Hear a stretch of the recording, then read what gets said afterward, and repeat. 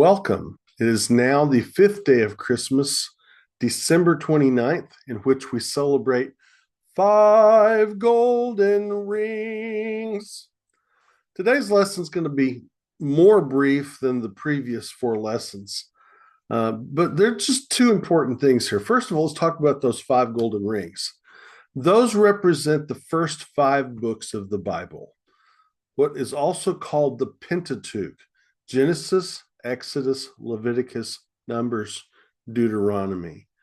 In general, these five books of the Bible lay the groundwork for our understanding of how God created the world, how he chose one person out of the world through whom he is going to bless the world and show his plan of redemption. He gives guidelines, laws for us to learn how to live as holy people before him as our holy God.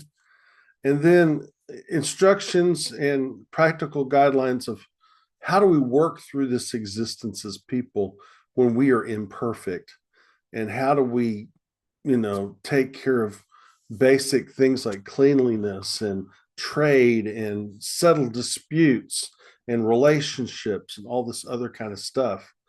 And then what happens when we follow the way God wants us to do? Those are called blessings. If we do life the way he has designed for us, we get blessings out of it. If we don't, then there's curses, and they keep building and building and building the longer we don't follow God's way. And I'll just give you a highlight into the Bible. If you read through Deuteronomy at the end, and then you understand what it says there, if you read the rest of the Old Testament, you will see that everything that it was written there actually shows up across the entire Old Testament in the history of Israel.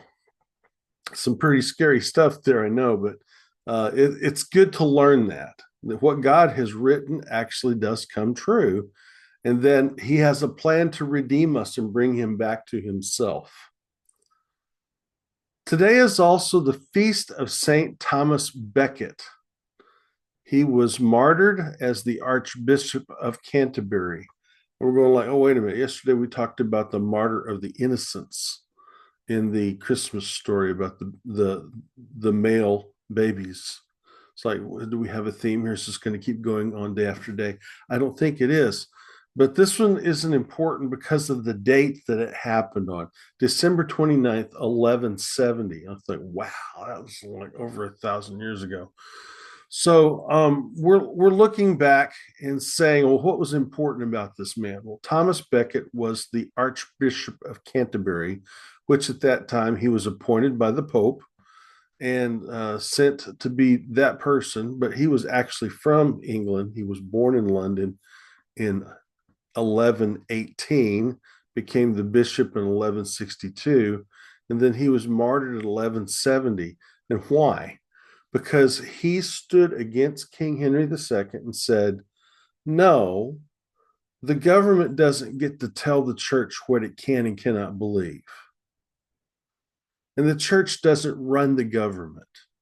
He believed that the church should be autonomous from the government. Now, those of us that are Americans, if we look back to our history, what Thomas Becket was choosing to stand on firmly is the seed for how we have our government structured also. So we can look back to that and say, ooh, so that's where we get some of this.